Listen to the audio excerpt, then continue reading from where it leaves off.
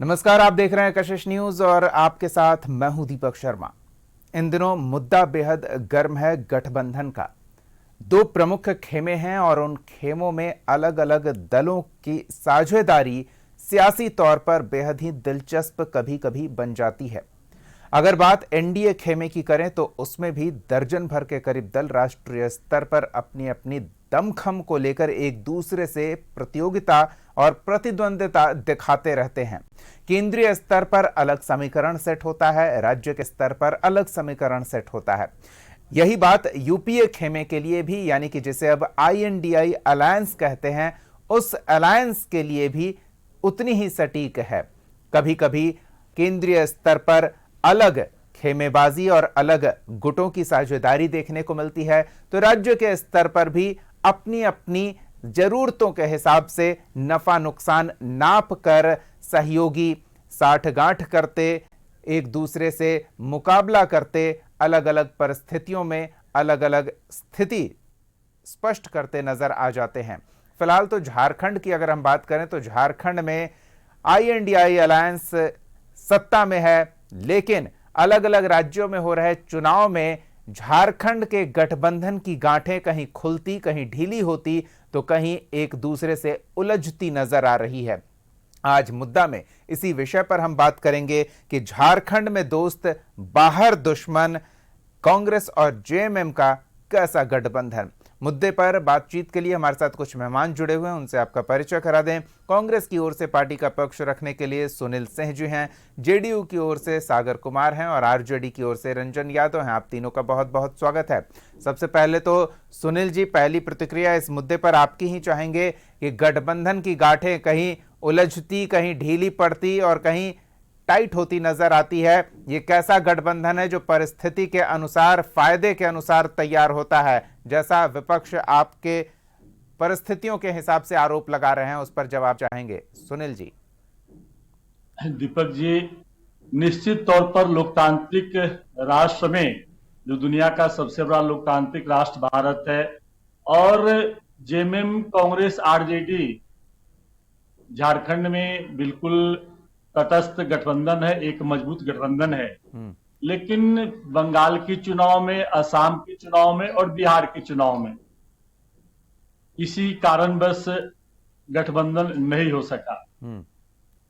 तो गठबंधन नहीं हो सका, लेकिन आप देखे होंगे, आप एक लोकप्रिय पत्रकार हैं, आप सब कुछ अपने नजर से देखते हैं, समझते हैं। या तो असम के चुनाव संपन्न हुआ, बिहार के चुनाव संपन्न हुआ, झारखंड के मुख्यमंत्री और महागठबंधन के नेता श्री हेमंत सोरेन जी के बानी से कभी भी गठबंधन पर कोई तीखा आरोप आपने नहीं सुना होगा। कोई तीखा आरोप उनके द्वारा नहीं लगाया गया। और गठबंधन के जो अधिकृत नेता हैं, हमारे झारखंड के प्रदेश अध्यक्ष श्री केशव महतो कमलेश जी, झारखंड के प्रभारी श्री के राजू सर, हमारे असम के प्रदेश अध्यक्ष गौरव गोगोई साहब, वहां के प्रभारी आपका भंवर जितेंद्र सिंह जी। चुनाव संपन्न हुआ, कहीं भी आपने एक तीखा हमला, तीखा बयान सुनने के लिए आपको या देशवासियों को नहीं मिला होगा। अब आई बात बंगाल की चुनाव में, तो मैं स्पष्ट कर दिया कि श्री हेमंत सोरेन जी लोकतांत्रिक व्यवस्था में झारखंड में उनके साथ एक मजबूत गठबंधन हम सबों का यूपीए गठबंधन का है जी। और बंगाल में नहीं है। आपका जो कहने का मतलब है, मैं इशारा समझ रहा हूं कि श्री हेमंत सोरेन जी बंगाल के चुनावी दौरा में हैं। उन्होंने मंच से आदरणीय सुश्री ममता बनर्जी जी का कार्यों का, उन्होंने जो किया गया काम का, उन्होंने बात जनता के समक्ष रखने का काम किया। इसलिए आपको निश्चित कराता हूं कि बंगाल में भी हमारा कांग्रेस पार्टी, जो बंगाल के, पश्चिम बंगाल के जो हमारे प्रदेश अध्यक्ष श्री शुभंकर सरकार जी, जिनके नेतृत्व में बंगाल के 23 जिला लगभग है, सभी जिला में कांग्रेस पार्टी के समर्पित कार्यकर्ताओं के संघर्ष से हम 294 सीटों पर चुनावी समर में चुनावी जंग में मजबूती के साथ पश्चिम बंगाल में चुनाव लड़ रहे हैं। वहां हमारे मार्गदर्शन ऑल इंडिया कांग्रेस कमेटी के महासचिव और पश्चिम बंगाल के प्रभारी मीर साहब के नेतृत्व में मार्गदर्शन में हम वहां पर चुनाव लड़ रहे हैं और हमारा एक बेहतर पोजीशन वहां पर देखने को मिलेगा। चलिए सुनील जी, इस पर हम जरूर बात करेंगे। आप तल्ख प्रतिक्रिया या तीखी टिप्पणी किसे कहते हैं वो तो नहीं पता, लेकिन आपके पार्टी के नेताओं की टिप्पणी को लेकर अगर आगे आपके विरोधी खेमे के जो मेहमान हमारे साथ हैं उनकी कोई प्रतिक्रिया नहीं आई तो हम आपको याद दिलाएंगे। लेकिन फिलहाल रंजन जी की प्रतिक्रिया एक ले लेते हैं कि रंजन जी, जरूरत के हिसाब से अपना कद समझते हुए सहयोगियों को उनका कद याद दिलाया जाता है और सहयोगी अगर कमजोर हों तो कुछ कहने की स्थिति में नहीं रहते हैं। ये हम देख चुके हैं। बिहार में आरजेडी मजबूत स्थिति में थी तो जेएमएम कुछ कहने की स्थिति में नहीं थी, और झारखंड में जेएमएम मजबूत स्थिति में है तो आरजेडी मोल भाव में थोड़ा पिछड़ती नजर आई थी। चुनाव से पहले की स्थितियों को हम देख चुके हैं और अब भी गठबंधन में दूसरे सहयोगी के साथ उसी तरह का व्यवहार हो रहा है। तो ये कैसी साझेदारी है, थोड़ा समझाएंगे? देखिए दीपक जी, जो स्टेट का जो चुनाव होता है इसका कुछ अलग रूप होता है जी, और केंद्र का जो चुनाव होता है उसका अलग होता है। केंद्र का जब चुनाव होता है तो उसमें सब लोग को लगता है कि नहीं, हमको केंद्र में सरकार बनानी है, केंद्र में किसी तरह हमको भाजपा को रोकना है। इसके लिए सब लोग अपना अपना गठबंधन करने के लिए तैयार हो जाते हैं जी। उसमें उसके बाद केंद्र में होता है तो उसमें भी राष्ट्रीय जनता दल सबसे ज्यादा अगर कुर्बानी करती है किसी भी गठबंधन में, तो गठबंधन धर्म का निभाने में तो राष्ट्रीय जनता दल है। हमारे माननीय लालू प्रसाद यादव जी हैं, हमारे नेता आदरणीय तेजस्वी यादव जी हैं। वो चाहते हैं कि किसी भी तरह भारतीय जनता पार्टी को सत्ता में नहीं आने दे। इसके लिए उन्होंने अपनी कुर्बानी देते हैं, पार्टी का भी कुर्बानी देते हैं। जैसे कि देखेंगे झारखंड में भी हम लोग जब लड़े तो हमारा जनाधार था, जनाधार ऐसा था कि हम लोग 30 से 35 सीट पे हमारा जनाधार है झारखंड में।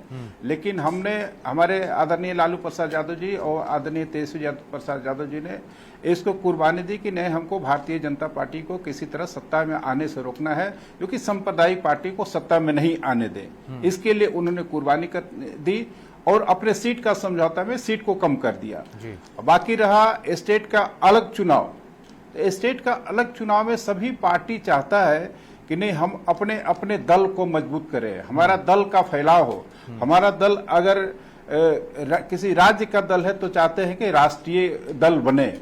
इसमें सब कोई अपना अपना इंटरेस्ट दिखाता है और कोई भी चाहेगा कि हमारा दल आगे बढ़े।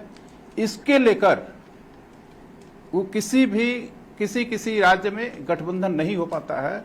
इससे ये मतलब नहीं है कि हमारा गठबंधन टूट गया है, गठबंधन बिखर गया है, और गठबंधन का कोई मतलब नहीं है। ऐसा नहीं है। अगर हम जीतेंगे भी तो हम एक साथ हैं और केंद्र सरकार के प्रति हम करेंगे। तो इसके लिए हम लोग कुर्बानी करते हैं, हम लोग लड़ाई लड़ते हैं, और हम लोग सामाजिक न्याय की लड़ाई लड़ते हैं। चाहते हैं कि हम लोग सामाजिक न्याय की जो व्यवस्था है हमारे। लेकिन मैं ये नहीं समझ पाया कि अगर कोई कुर्बानी हर स्थिति में करे तो फिर आगे बढ़ने के अवसर उसके पास कैसे बचे रहेंगे, ये हम थोड़ा आगे आपसे समझेंगे। फिलहाल हम सागर जी से समझ लेते हैं कि सागर जी, आपके पार्टी में गठबंधन के जो बड़े घटक दल के नेता हैं वो तो दुश्मनों के लिए भी कहते हैं कि हम ना आंख उठाकर बात करेंगे, ना आंख झुकाकर बात करेंगे, आंख से आंख मिलाकर बात करेंगे। जब दुश्मनों के लिए उनका ये रवैया है तो दोस्तों के लिए कैसा रवैया रहता होगा, ये हम समझना चाहेंगे। क्या छोटा दल बड़ा दल सबको साथ लेकर चलने वाला व्यवहार दिखता है, या फिर समय, परिस्थिति और राज्यों के व्यवस्था के अनुसार गठबंधन में मोल तोल कर चलता रहता है? देखिए दीपक, राष्ट्रीय जनतांत्रिक गठबंधन, जिसको एनडीए के रूप में भारत की जनता जानती है, यह एक लोकतांत्रिक, प्रगतिशील और जनता को समर्पित गठबंधन है। वर्तमान समय में इस देश में 35 से 40 राजनीतिक दल ऐसे हैं जो एनडीए के घटक हैं, सहयोगी हैं, जिनको मिला करके पूरे राष्ट्र से इस गठबंधन का निर्माण किया गया है। और सबसे पुराना यह गठबंधन है।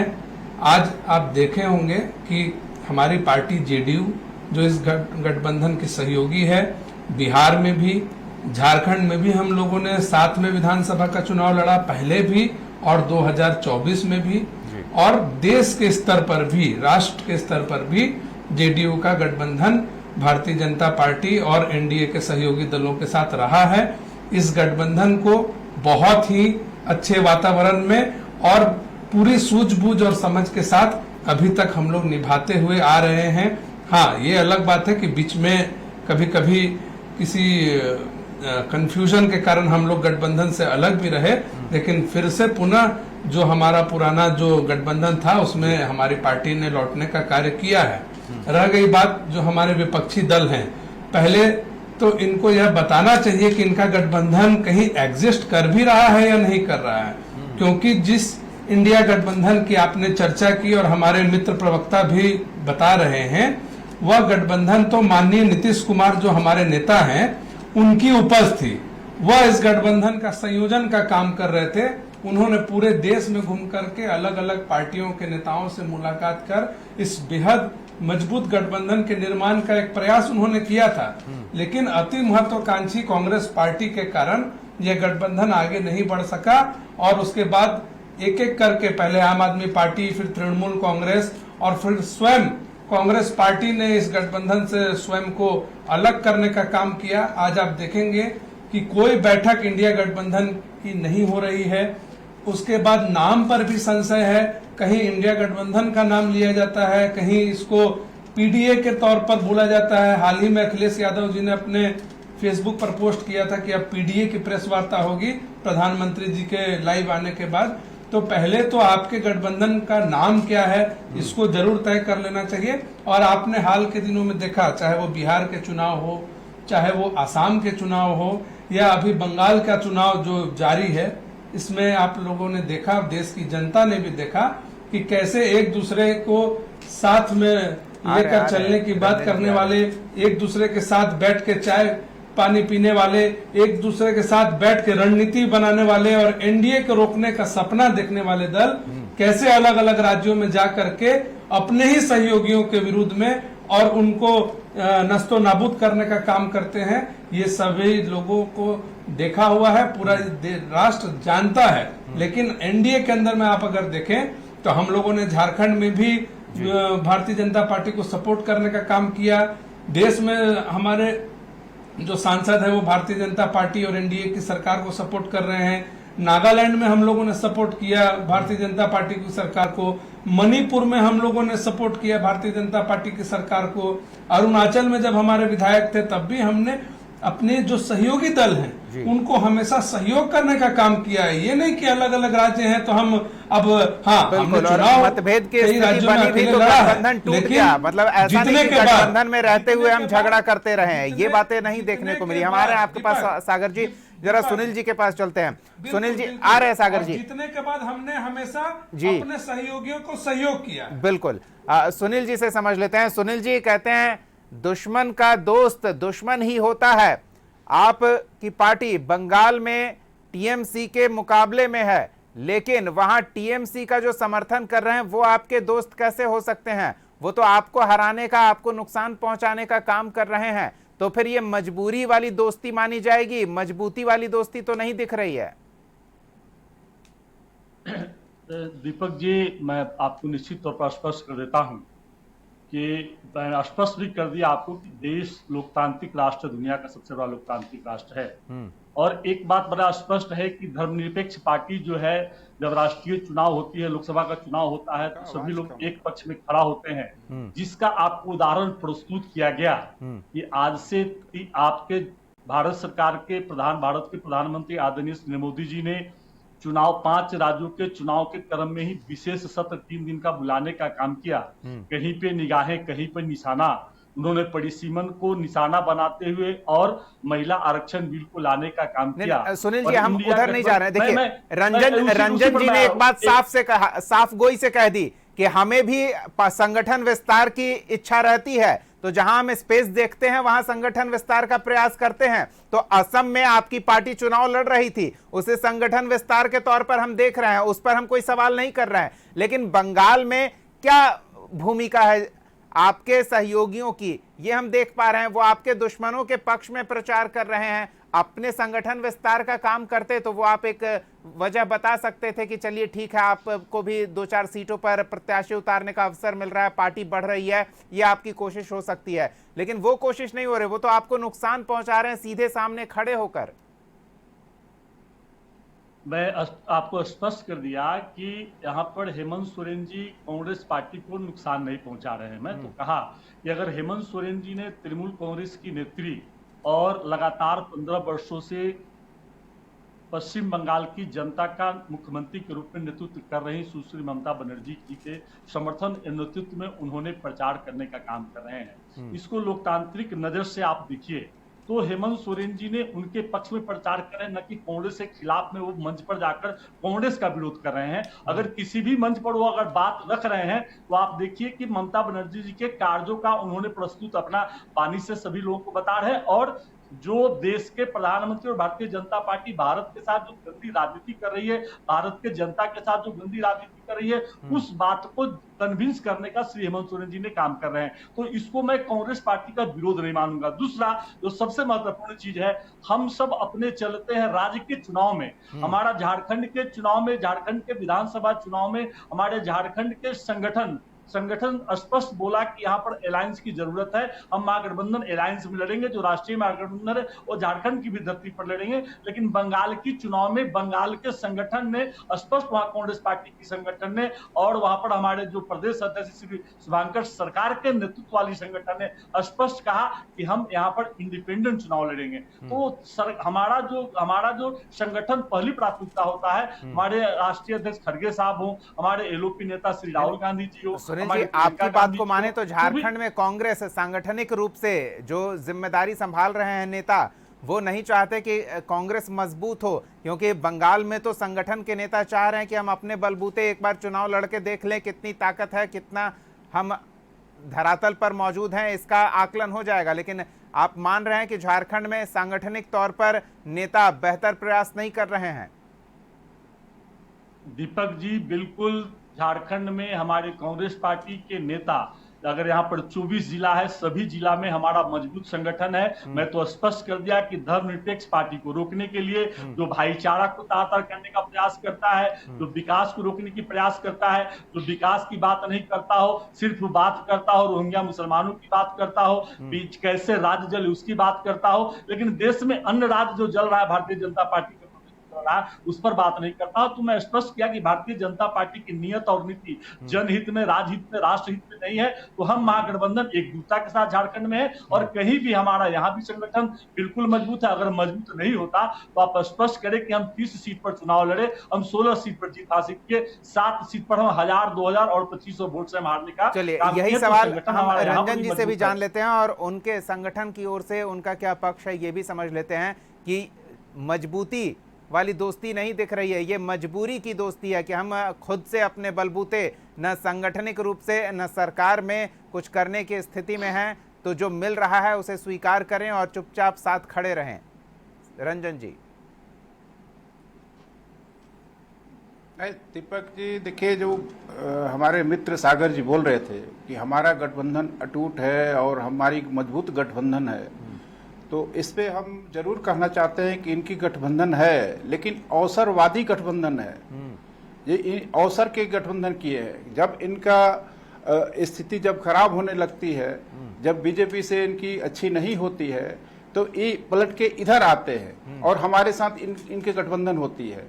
हमारे साथ गठबंधन होके कहते हैं कि नहीं, हमारे नेता और फिर हमारे पीएम मटेरियल है और प्रधानमंत्री के उम्मीदवार हैं, और फिर ये उधर से उधर जाते हैं। तो ये किस तरह का गठबंधन करना चाहते हैं कि एक तरफ सामाजिक न्याय की जो बात करते हैं उसके पास आ जाते हैं कुछ दिन में, फिर जो सांप्रदायिक की बात करता है उसके साथ चले जाते हैं।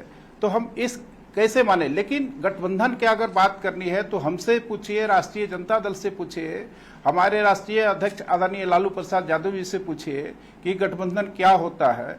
कभी भी हमारे राष्ट्रीय अध्यक्ष या राष्ट्रीय जनता दल हमारे लालू प्रसाद यादव जी ने किसी भी सांप्रदायिक ताकत से हाथ नहीं मिलाया। चाहे गठबंधन में जो भी हो, हम जिस विचारधारा में हैं उसी विचारधारा में रहेंगे। आपको जो करना है करो, मेरा जो लड़ाई है उसी लड़ाई को लेकर चलेंगे। हम हारे या जीते तो इस तरह का गठबंधन होता है और हम उसी को मानते हैं गठबंधन। आज अगर राष्ट्रीय चुनाव कर पाएंगे, अगर हारेंगे तो ये तय है कि अपने सहयोगियों को आज अगर सही चुनाव नहीं कर पाए। मेरा बात सुन लीजिए दीपक जी, आज अगर राष्ट्रीय जनता दल मजबूत होता तो जिस तरह से इनको हटा दिया गया गद्दी से और भेज दिया गया दिल्ली, बैठा दिया गया, सेंटिंग में डाल दिया गया मुख्यमंत्री पद से हटा के, तो आज अगर राष्ट्रीय जनता दल मजबूत होता तो आज दिल्ली नहीं जाके राष्ट्रीय जनता दल के पास आते। लेकिन भारतीय जनता पार्टी का था कि नहीं, पहले राष्ट्रीय जनता दल को कमजोर करो तब फिर जदयू को कमजोर करो। तब राष्ट्रीय जनता दल को कमजोर किया और फिर जदयू को कमजोर किया। लेकिन राष्ट्रीय जनता दल इससे हार नहीं मानता है। राष्ट्रीय जनता दल इनकी पार्टी के ही नेता है। हम जिस गठबंधन में रंजन जी, हैं, आप हम इन बातों का उल्लेख कर रहे हैं तो आपको याद दिला दें कि झारखंड में जेडीयू विधायक ही जेएमएम को सुझाव दे रहे हैं कि वो बिना कांग्रेस के भी सत्ता में बने रह सकते हैं। तो उस सुझाव पर भी विचार कर रहे होंगे अगर ऐसी स्थिति है तो। देखिए, जब ऐसी बात है तो नहीं, विचार तो हमारे मुख्यमंत्री जी करेंगे कि उनको क्या करना है नहीं करना है, किसके साथ जाएंगे नहीं जाएंगे, क्या सरकार बनेगी। हमारी जो सरकार चल रही है अभी मजबूत सरकार है और मजबूती से चल रही है। यही तो सवाल है कि आपकी जो सरकार चल रही है वो अभी मजबूत सरकार है, ये आप कह रहे हैं, लेकिन आपके विरोधी कह रहे हैं कि ये मजबूत नहीं, मजबूर सरकार है जो सहयोगियों के पाए पर खड़ी है। और कब कौन सा सहयोगी किस बात को लेकर नाराज हो जाए और अपना समर्थन खींच ले, सरकार की कुर्सी बिखर जाए, इसको लेकर सवाल बना हुआ है। सागर जी क्या कहेंगे, क्या लगता है ये मजबूत सरकार अपना कार्यकाल पूरा करेगी अभी की परिस्थितियों को ध्यान में रखते हुए? ये हमारी सरकार का कहना नहीं है, हमारा कहना नहीं है।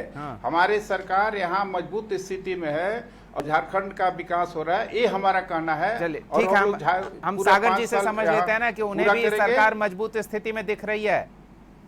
सागर जी, क्या झारखंड के संबंध में बात कर रहे हैं? बिल्कुल बिल्कुल, जो परिस्थितियां बनी है अलग अलग जगह पर अपना अपना फायदा देखकर सहयोगी दल देखिए अपने हिसाब से संगठन विस्तार या चुनाव प्रचार कर रहे हैं, चुनाव लड़ रहे हैं। क्या लगता है कि झारखंड में उसका असर नहीं पड़ेगा? देखिए, झारखंड की सरकार के संबंध में मैं बहुत स्पष्ट यह कह देना चाहता हूं कि झारखंड में जो हमारे माननीय मुख्यमंत्री हैं हेमंत सोरेन जी, इनका दिल काफी बड़ा है और इनका बड़प्पन का ही कारण है कि आज यहाँ की सरकार स्थिर तौर पर चल रही है।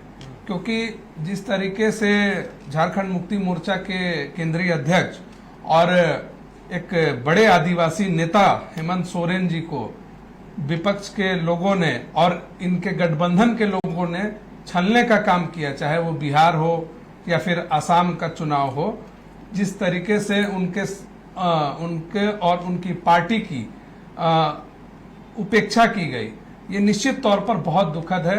और एक समय ऐसा आया जब हम लोगों को लगा कि बिहार के चुनाव के बाद राष्ट्रीय जनता दल को माननीय मुख्यमंत्री जी गठबंधन से बाहर कर देंगे और तमाम खबरें यह आती रही कि बस अब कुछ ही दिनों में आरजेडी इस सरकार से अलग हो जाएगी। लेकिन मैं माननीय मुख्यमंत्री जी के बड़प्पन को धन्यवाद देता हूं, उनके व्यक्तित्व को मैं प्रणाम करता हूं कि इन्होंने राष्ट्रीय जनता दल के ऊपर एक अपनी कृपा कहिए या खैरात कहिए, जो भी उचित लगे, कि उन्होंने उनको बकसने का काम किया। और जो कांग्रेस पार्टी जिन्होंने आसाम के अंदर में हेमंत सोरेन जी के कद को कम करने के लिए और झारखंड मुक्ति मोर्चा के विस्तार को रोकने के लिए उनके साथ गठबंधन नहीं किया, ये भी बड़ा दुखद है। और आज के समय में हम यह मानते हैं कि झारखंड मुक्ति मोर्चा और हेमंत सोरेन जी को अगर इस राज्य में सरकार चलाना है तो उनको किसी पार्टी की जरूरत नहीं है, वो सक्षम हैं अपनी सरकार को चलाने के लिए। और हाल ही में हमारे पार्टी के विधायक सरयू राय जी ने भी एक फॉर्मूला उनको दिया था कि कैसे कांग्रेस मुक्त सरकार वो चला सकते हैं झारखंड में, क्योंकि अगर उनके मन में कोई ऐसी बात वो महसूस करते हो कि हमारा जनादेश सबके साथ का था और अगर यह हम छोड़ते हैं इस गठबंधन को तो जनादेश का अपमान होगा या सरकार चलाने में दिक्कत होगी, तो हम लोगों ने ये उनको प्रस्ताव भी माननीय मुख्यमंत्री जी के समक्ष दिया था कि हम लोग बाहर से सरकार को सपोर्ट करेंगे, जरूरत होगी तो पार्टी के राष्ट्रीय नेतृत्व से और संगठन के अंदर इस पर हम लोग बातचीत भी करेंगे। तो ये एक फॉर्मूला हम लोगों ने उन्हें दिया था ताकि राज्य की जनता का भला हो। हाँ, और ये जो बात आने का प्रयास आपकी ओर से भी हो रहा है, लेकिन इससे तो ये भी स्पष्ट चल रहा है ना कि अभी जो मौजूदा गठबंधन है वो मजबूत स्थिति में झारखंड में कम से कम है, दूसरे राज्यों में जो उनकी स्थिति रही हो।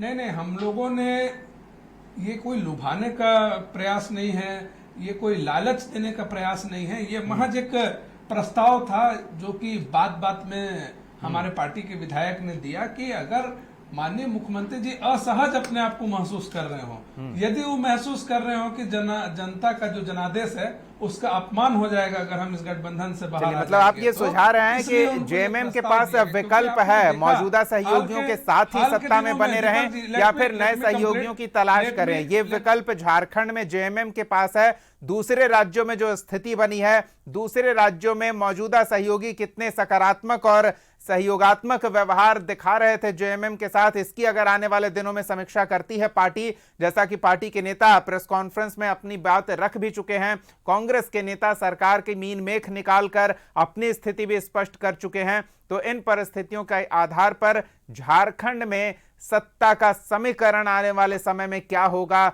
ये दिलचस्प मुद्दा बनता दिख रहा है। हम इस पर आगे बात करेंगे, लेकिन फिलहाल के लिए इतना ही। बहुत बहुत धन्यवाद रंजन यादव जी, सागर कुमार जी और सुनील सिंह जी अपना समय देने के लिए, इस मुद्दे पर बातचीत करने के लिए। अगले एपिसोड में एक और मुद्दे के साथ हम फिर मौजूद रहेंगे। तब तक के लिए देखते रहिए कशिश न्यूज।